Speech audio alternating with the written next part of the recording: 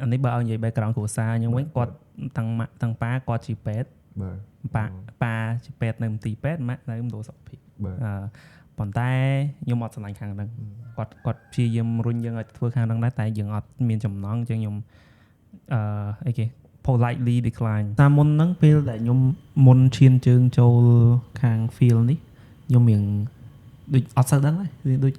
វាអត់សូវមាន resource ណាដែលយើងអាចមើលឬក៏យើងអាចដឹងថាដំណើរការនៃការផលិត film អីមួយហ្នឹងវាចាប់ដើមពីណាទៅណាអញ្ចឹងវាមានតែរៀនបទពិសោធន៍ផ្ទាល់គឺផ្ទាល់ហ្នឹងមក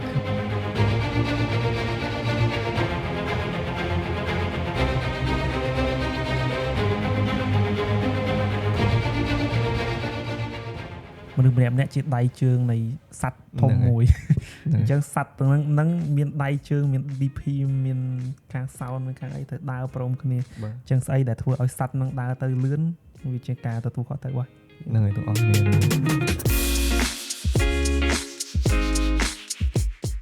បាទសួស្តីអ្នកស្វាគមន៍មកកាន់ដើរ podcast season 2 episode ទី1ហើយថ្ងៃនេះយើងមានវាគ្មិនកិត្តិយសយើងមួយរូបអញ្ចឹងយើងមកស្វាគមន៍គាត់ទាំងអស់គ្នាបាទសួស្តីអញ្ចឹងសឹងនេះអាចណែនាំឈ្មោះទីបានទេឈ្មោះគេអូនខ្ញុំស៊ីដនីខ្ញុំឈ្មោះស៊ីដនីរងថ្ងៃខ្ញុំជាសិស្សខាងគ្រប់គ្រងពាណិជ្ជកម្មនៅ Paragon ឆ្នាំទី4ខ្ញុំអត់ធ្វើការខាងពាណិជ្ជកម្មហ្នឹងទេខ្ញុំមកធ្វើការខាងទាំងអស់នេះបាទខាងកនខាងស្អីខាងវីដេអូអីហ្នឹងខ្ញុំអត់ចាប់អារម្មណ៍ខាងដែលស្នីរៀនទេប៉ុន្តែខ្ញុំក៏អត់ដែរចាប់ដែរចឹងអូខេអញ្ចឹងការចាប់ផ្ដើមភាពយន្តដំបូងហ្នឹងចាប់ផ្ដើមពីចំណុចណាមកដែរដែលអាចឲ្យយើងមកដល់សប្តាហ៍ហ្នឹងការចាប់ផ្ដើមដំបូងគឺដោយសារខ្ញុំសុំម៉ែទិញកាមេរ៉ាដូចជានៅឆ្នាំថ្នាក់ទី9កាលនោះខ្ញុំចង់បានខ្ញុំមើល YouTube ឃើញវីដេអូ creator គេធ្វើវីដេអូលយហើយឆ្ងល់ថាហ្នឹងគេធ្វើមិនចង់រៀនចង់អីឆ្ងល់ហើយតែមួយមនុស្សវាស្រឡាញ់កុនស្រឡាញ់អីតាំងពីដំបូងដល់ពេលចាប់ផ្ដើមពីនោះមកវាចេះតែ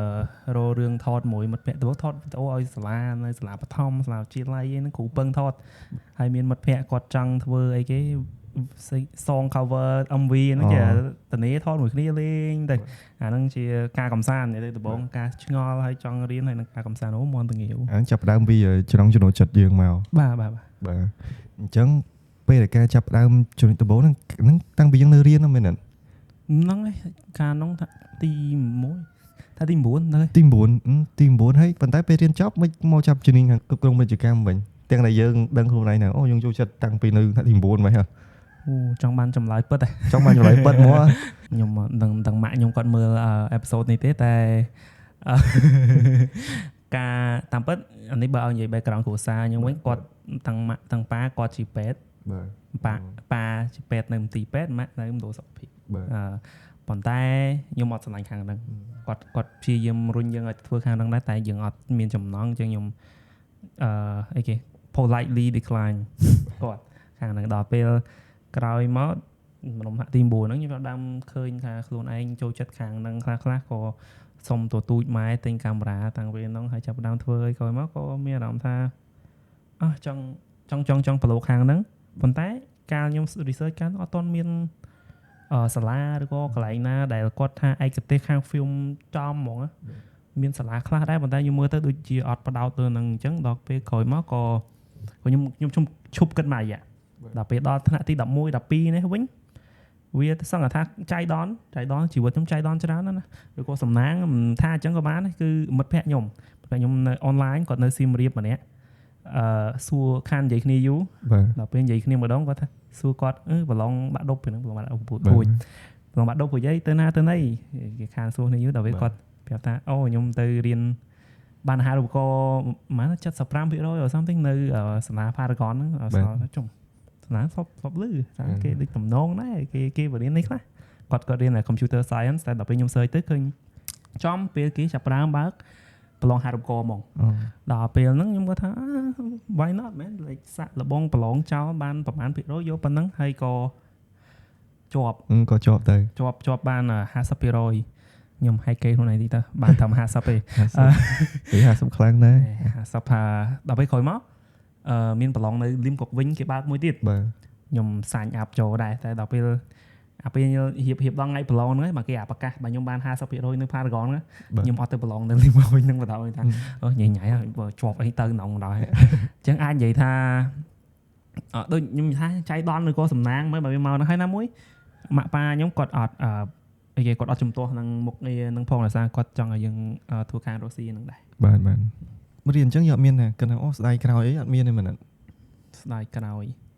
ខ្ញុំវាមិនដឹងថាស្ដាយក្រោយទៅនឹងអីគេព្រោះម៉ាយើងមាន major ដែលល្អជាងនឹងទៀតដែលយើងខកខានបានរៀនអាហ្នឹងបើវាសំតែអានេះខ្ញុំថាយើងរៀនអានេះហើយតែយើងបានប្រឡូកប៉ុណ្ណេះដែរខ្ញុំគាត់ថាអត់មានអីដែលត្រូវខកខានអីផងបាទហ្នឹងហើយពេលដែលយើងរៀនអញ្ចឹងហើយយើងនៅតែមានឱកាសនៅក្នុងការប្រឡូកនៅក្នុងវិស័យភាពយន្តនឹងដែរមែនទេបាទហើយអញ្ចឹងយើងបែងចែកពេលវេលាមិនទៅនៅក្នុងការដូចថាចូលរួមនៅក្នុងការថតឬមួយក៏ការកាត់តវីដេអូឬមួយក៏ការប្រឡូកនិយាយទៅប្រឡូកនៅក្នុងវិស័យភាពយន្តហ្នឹងហ្មងអាហ្នឹងយើងធ្វើមិនគឺការលៃការភាពរបស់ខ្ញុំហ្នឹងហើយខ្ញុំរៀបដោយសារសាលាគាត់ឲ្យរៀបបានអញ្ចឹងខ្ញុំរៀប3ថ្ងៃខ្ញុំធ្វើការ3ថ្ងៃខ្ញុំធ្វើការនៅ agency បាទហើយ3ថ្ងៃទៀតខ្ញុំរៀននៅសាលាហើយសល់1ថ្ងៃយើងដើរហើរទៅថ្ងៃអាទិត្យខ្ញុំស្អែកតែឥឡូវធ្វើនៅ agency តែ2ថ្ងៃទេមុន3ឥឡូវធ្វើ agency 2ថ្ងៃរៀន3ថ្ងៃ2ថ្ងៃទៀតដើរហើរជាថត podcast អីចឹងបាទឥឡូវហ្នឹងជាដើមឡើយភ្ជាប់ពីសំណួរហ្នឹងដែរខ្ញុំចង់ដឹងបន្ថែមទៀតហើយឥឡូវយើងមិនធ្វើការដែរមែនអត់យើងធ្វើការអាចថា part time ចុះមែនទេហើយនៅ freelance ដែរគាត់រៀនជំនាញហ្នឹងតែគាត់ធ្វើខាងវិស័យភាពយន្តឬមួយក៏ជំនាញផ្សេងប៉ុន្តែនៅក្នុងពេលហ្នឹងគាត់ធ្វើការផងរៀនផងអញ្ចឹងអាហ្នឹងរបៀបនៃការដោះស្រាយបញ្ហានិងការគ្រប់គ្រងពេលវេលាសនីមានអីតែចង់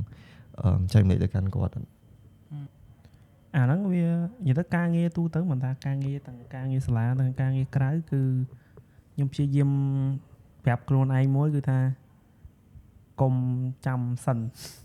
ខ្ញុំសិនខ្ញុំនៅសិនច្រើនតែដល់ពេល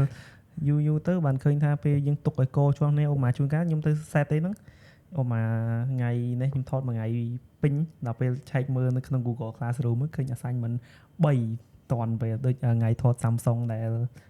ដែរហ្នឹងគឺខ្ញុំ submit 3 assignment យកមកពេលដល់ផ្ទះវិញតែអញ្ចឹងអាហ្នឹងដោយសារពាក្យសិនវាអញ្ចឹងស្ដាប់ទៅដឹងថាខ្ញុំនៅតែ deal with អាហ្នឹងប៉ុន្តែគឺនៅពេលដែលយើងអូម៉ាមកដល់ភ្លាមបញ្ហាមកដល់ភ្លាមខ្ញុំអីដែល ideal ក្នុងការធ្វើគឺយើងចាប់ដើមធ្វើឥឡូវផ្សេងកុំឲ្យទុកចាំយូរតែព្រោះតែយើងធ្វើទៅវាមាន flow វាដឹងតែលឿនហ្មងតែសម្រុកធ្វើមកពឹបទៅពេលស្ដាប់ពេលក្រោយអាហ្នឹងវាស្ដាប់ទៅវា make sense ទេគ្រាន់តែយើងធ្វើម៉េចឲ្យខ្លួនឯងអីគេចាប់យកអាហ្នឹងឲ្យបានបាទអានេះខ្ញុំរៀនថ្មីនឹងដែរជាមេរៀនដែលខ្ញុំរៀនបានពីឆ្នាំ2024នោះគឺ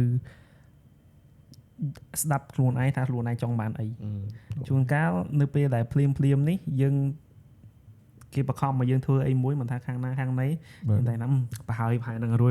តែខ្ញុំភ្លេចសួរខ្លួនឯងថាធ្វើអញ្ចឹងទៅខ្ញុំខាតអីអត់ថាខ្ញុំចង់បានអាការខាតហ្នឹងខ្ញុំទទួលយកអត់ដល់ជួនកាលខ្ញុំគាត់ថាអត់ទេខ្ញុំអត់ចង់បានខាតអញ្ចឹងខ្ញុំសម្រេចអីដែលខ្ញុំចង់ធ្វើដាក់ចិត្តដាក់កាយធ្វើហ្នឹងអញ្ចឹងអ្នកឯងមកដាក់ឲ្យខ្ញុំថែមខ្ញុំមកធ្វើអញ្ចឹងគឺការធ្វើរៀបចំព្រំដែនថាយើងអាចព្រោះវាមានការយោគយល់គ្នាខ្លះហើយប៉ុន្តែកន្លែងខ្លះយើងយោគយល់អត់បានព្រោះយើងជួយសង្គ្រោះខ្លួនឯងផងសង្គ្រោះខ្លួនឯងដែរអានេះស្ដាប់ទៅដូចយើង dramatic តិចប៉ុន្តែអាហ្នឹងអញ្ចឹងមែនព្រោះយើងពេលយើងវិល័យបានតាមហ្នឹងបាទការងារកន្លងមកតេតទៅនឹងការងារ passion ណាការងារដែលយើងស្រឡាញ់មកស៊ីនីបានធ្វើការងារហ្នឹងបានអីគេខ្លះសមិទ្ធផលហ្មងមាន3ធំចឹងខ្ញុំរៀបតាំងឆ្នាំហ្មងគឺ2022ខ្ញុំធ្វើបាន documentary ខ្លីមួយឲ្យ USAID ដែលឥឡូវនេះគេបាត់ហើយឈ្មោះចំណងជើង documentary គឺ Chiniron នោះនៅខាងនោះជាងនោះអូឃើញ reposter ហើយទី2គឺ short film មួយខែអាហ្នឹងខ្ញុំអត់ឲ្យអ្នកណាមើលទាំងអស់ដោយសារខ្ញុំដើរតួក្នុងរឿងហ្នឹងហើយខ្ញុំអត់ចូលចិត្តមើលមុខខ្លួនឯងទេហើយទី3នេះថ្មីបំផុតដែលបានជោគជ័យជាងគេគឺ of course និយាយឡើងវិញ Respoken នៅឆ្នាំ2024ហ្នឹងអញ្ចឹងសរុបមក passion project ខ្ញុំសរុបមកទៅបាន3ទេប៉ុន្តែដែលយើង proud ខ្លួនឯងជាងគេគិតថាមួយណាដែរសួរអ្នកសួរដឹងចម្លើយគឺសួរដឹងចម្លើយប៉ុន្តែចង់ដឹងពីមាត់អ្នកផលិតវិញហ្នឹងហើយតាមពិត ថាខ្ញុំឲ្យ credit ខ្ញុំវាមិនសមទេគឺរឿងហ្នឹងយើងធ្វើច្រើនជាថាមួយ project នេះគឺជាអីដែលខ្ញុំបាន collab ជាមួយគ្នាច្រើនជាងមុនគឺសរុបគ្នាយើង4នាក់ team តូចទេប៉ុន្តែប្រៀបធៀបនឹងរាល់ដងគឺភាគច្រើនខ្ញុំ creative input ហើយនឹងថតហើយនឹងខ្ញុំខ្លួនឯងទាំងអស់ហ្នឹងកាត់តែដល់ពេលនៅ project និយាយឡើងវិញនេះខ្ញុំបានជុំគ្នាច្រើនមានពីរ៉ូនជា co-director របស់ខ្ញុំហើយកហបដី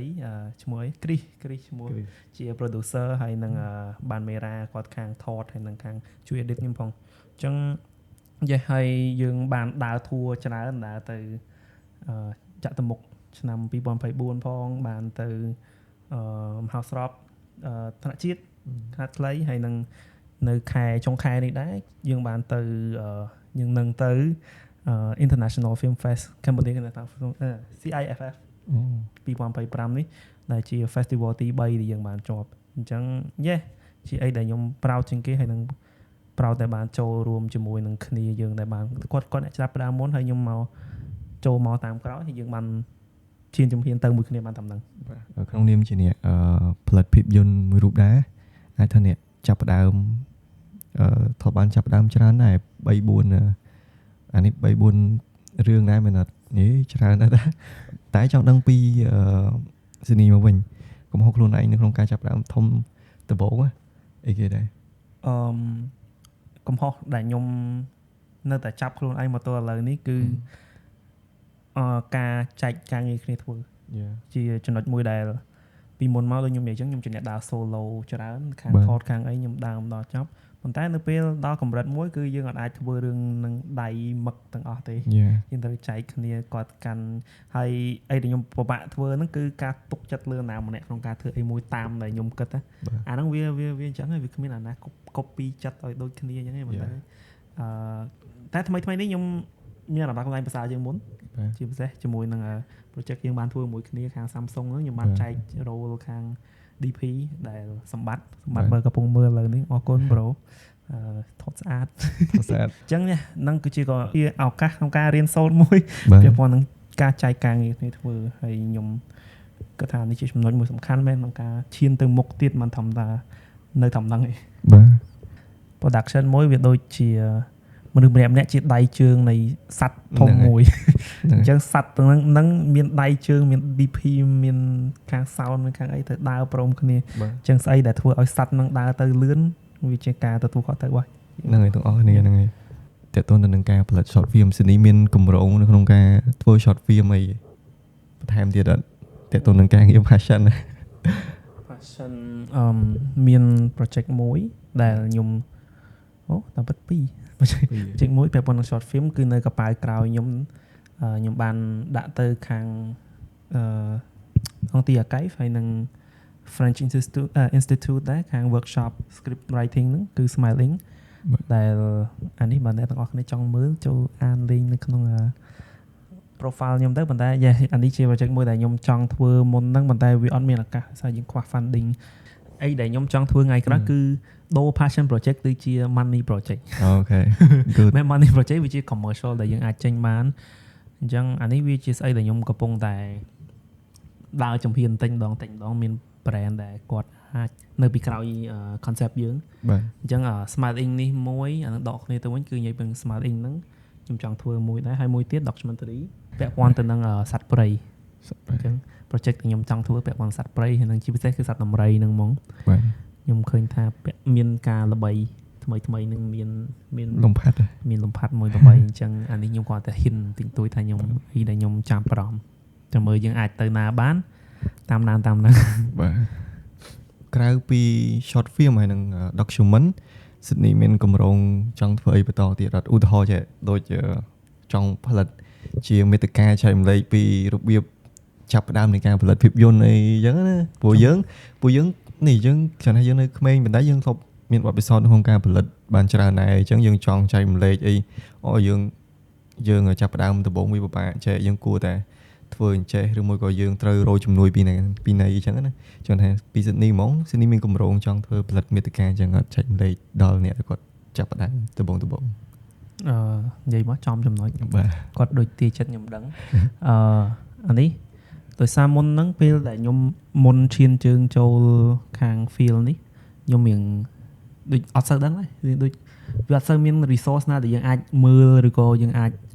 ដឹងថាដំណើរការនៃការផលិត film អីមួយហ្នឹងវាចាប់ដើមពីណាទៅណាអញ្ចឹងវាមានតែរៀនបទពិសោធន៍ផ្ទាល់ធ្វើផ្ទាល់ហ្នឹងហ្មងប៉ុន្តែអីដែលខ្ញុំចង់ចែកម្លែកដល់អ្នកដែលចង់ចូលដែរថ្ងៃក្រោយមកអ្នកកំពុងរៀនជា like ក៏អីគាត់ចង់ឆ្ងល់រឿងហ្នឹងគឺខ្ញុំចង់ take គាត់ទៅ behind the scene ថាដំណើរការអីមួយដូចដឹកដៃគាត់ទៅស្គាល់ថាអីជាអីអញ្ចឹងព្រោះខ្ញុំកាលនោះខ្ញុំខ្វះអញ្ចឹងដែរខ្ញុំចង់ថាអ្នកមកក្រោយបើយើងមានប្រាប់អញ្ចឹងវាស្រួលក្នុងការ transition របស់គាត់ចូលក្នុង field នេះថាហើយណាមួយយើងឲ្យគាត់សម្រេចចិត្តថាតើfield នេះត្រូវសម្រាប់គាត់ព្រោះវាមិនមែនសម្រាប់ទាំងអស់គ្នាថា field ណាក៏ដោយខ្ញុំទៅបើចាប់អារម្មណ៍ដែរតើតើទៅនឹង skit ដែលយើងទៅធ្វើថ្មីមួយគ្នាចង់ថា concept អញ្ចឹងយើងគិតយូរនៅក្នុងការចេញ concept មួយអញ្ចឹងតាំងពីនិយាយទៅ pre production phase របស់ skit នេះដែរ4 episode 5 episode យើងតែខ្ញុំឃើញថតបានតែ4ដែរមានមួយទៀតខ្ញុំលាក់ចាំមើលចូលលាក់ទៀតចាំមកលាក់ឯងដែរគាត់អត់ដឹងទេគាត់អត់ដឹងលេងក្នុងខាងនេះដែរប៉ុន្តែ pre production I think វា2 ទៅ 3 អាទិត្យ2 អាទិត្យណាមួយអ្នកបង communication បងរិទ្ធយើងបងរិទ្ធចាំខ្ញុំ tag មកឯងក្នុង comment ណាគឺគាត់ស្រួល communicate មកយើងគាត់អ្នកគិតខាង film ឯហ្នឹងខាង film ខាង content ឯហ្នឹងដែរទៅស្រួល bounce idea ទៅមកអូខេ confirm your funding ថតពុកយើងបាន presentation ប្រាប់គាត់មែនដងដែរដំបងខ្ញុំដឹងតែខ្ញុំតាមនិយាយបានណាហ្នឹងអត់និយាយបានទេណាអត់និយាយបានតាមពិតមុនហ្នឹងខ្ញុំធ្លាប់ pitch concept ស្តៀងហ្នឹងដែរប៉ុន្តែកាលហ្នឹងឱកាសវាពេលខ្លីពេកវាអត់ទាន់ណាដល់ទៅគាត់ថាទុកសិនចាំមើលថ្ងៃក្រោយយើងអាចធ្វើអីបានហើយថ្ងៃក្រោយហ្នឹងវាចាប់ផ្ដើមនៅខែ1នេះឯងយើងបានធ្វើអាពេលក្រោយហ្នឹងនៅខែ1ហ្នឹងអញ្ចឹងក៏បានឆ្លៀតដំបូងខ្ញុំធ្វើតែសេតែមួយទេប៉ុន្តែដល់ពេលគាត់មានកំណត់ថាបើយើងអាច expand ថែមទៀតបើប្រកាសជា series តែហ្មងអាហ្នឹងក៏ល្អដែរអញ្ចឹងខ្ញុំចាប់ដើម slot សរសេរដែរក្នុងរយៈពេលមួយអាទិត្យពេលនោះខ្ញុំជាប់ថត documentary នៅកំពង់ធំហើយនឹងព្រះវិហារផងខ្ញុំធ្វើតាំងពីនៅក្នុងមក online បោះឲ្យគាត់ confirm តាមហ្នឹងទៅសប្បាយដែរសប្បាយបើសិនជាខ្ញុំចង់ចាប់ដើមនៅក្នុងការផលិតភាពយន្តដំបូងពី Sydney ហ្មង Sydney អាចចែកម្លែកប៉ុន្មានចំណុចដែរមកកាន់ខ្ញុំយើងអាចនិយាយថាមាន3ចំណុចចុះហ្នឹងហើយសម្រាប់ recommend មកទី1គឺហ៊ានបោះជំហានហ៊ានគិតថាខ្លួនជឿលើខ្លួនឯងខ្លួនឯងស្រឡាញ់ខាងអីចាប់អារម្មណ៍លើប្រធានបទអីបោះពេលធ្វើខាងហ្នឹងទៅវាបើយើងមិនជោគជ័យឥឡូវហ្នឹងក៏ថ្ងៃក្រោយយើងអាចយកអាហ្នឹងជាការងារសម្អាងបានដែរទី2ស្គាល់មនុស្សត្រឹមត្រូវនេះជាចំណុចមួយដែលថ្មីនេះខ្ញុំទៅតែបានដឹងហើយក៏ឃើញសភ្នែកដែរគឺថាមនុស្សនេះហើយគឺជាប្រភពនៃការនាំចំណេះដឹងនាំឱកាសឲ្យយើងបានធ្វើអញ្ចឹងបើយើងចេះអីហើយយើងបានទាំងខាង network ហ្នឹងទៀតវាជំរុញឲ្យយើងមានការងារច្រើនយើងអាចអនុវត្តសមត្ថភាពនឹងយើងទៅបានហើយចុងក្រោយដូចខ្ញុំបាននិយាយអញ្ចឹងគឺយើងស្គាល់ឱកាសនេះគឺសំខាន់មួយដែរគឺទោះបីជារឿងនឹងមើលទៅធម្មតាឬក៏អីដែលយើងគិតឃើញដូចរឿងយើងគិតចោលប៉ុន្តែបើវាមាន potential អាចទៅជាស្អីមួយទៀតបានដូចជានិយាយឡើងវិញនេះវាចាប់ផ្ដើមពី project សាលាទេប៉ុន្តែដល់ពេលយើងបានចូលរួមជាមួយ team ក្នុងការបង្កើតចេញជាអីមួយធំយើងមុនយើងអាចដើរនៅ festival បានច្រើនអញ្ចឹងនេះក៏ជាចំណុចមួយអញ្ចឹងខ្ញុំគិតថាថ្ងៃក្រោយទៀតខ្ញុំនឹងព្យាយាម work on អានឹងដែរទាំងអស់ទាំង3ចំណុចហ្នឹងទាំងហ៊ានខ្ញុំចង់ហ៊ានជាងមុនស្គាល់មនុស្សខ្ញុំចង់ស្គាល់មនុស្សច្រើនជាងមុនស្គាល់ like មួយហើយមកខ្ញុំស្គាល់ like 2-3 នាក់ទៀតហើយមួយទៀតចុងក្រោយគឺស្គាល់ឱកាសខ្ញុំនឹងដើរព្យាយាមចាប់ឱកាសឥឡូវខ្ញុំសេវឱកាសនៅក្នុងកប៉ៅខ្លះហើយខ្ញុំអាចដកចេញបានពេលណាចាំជុំមើលតាគ្នាអញ្ចឹងប៉ុណ្ណឹងអស់អាសាពីខ្ញុំហ៎បាទអញ្ចឹងបាទអរគុណច្រើនមែនទែនSydneyសម្រាប់ការចែកម្លែកនៅក្នុង podcast មួយនេះហើយសង្ឃឹមថាយើងមាន episode ក្រោយៗទៀតជាមួយគ្នាអាចនឹងប្រធានបទផ្សេងយ៉ាងណាអត់ទេអរគុណអាឡិចដែលបានមកលេងផ្ទះខ្ញុំថ្ងៃនេះហើយសួរខ្ញុំឡើងខ្ទេចខ្ទីអស់នៅនឹងបានទីនេះអត់ដឹងបានទីប៉ុន្តែអត់តអស់សំណួរទេអុយប៉ុន្តែយ៉ាងណាចង់សួរ personal វិញសួរបាត់កាមេរ៉ាសួរបាត់កាមេរ៉ាបាទអញ្ចឹងអត់មានទេមានតែប៉ុណ្្នឹងឯងក្នុង podcast របស់យើងហើយអរគុណ Sydney មែនទែនសម្រាប់ការចែកម្លែកហើយយើងមើលអញ្ចឹងជួបគ្នានៅ episode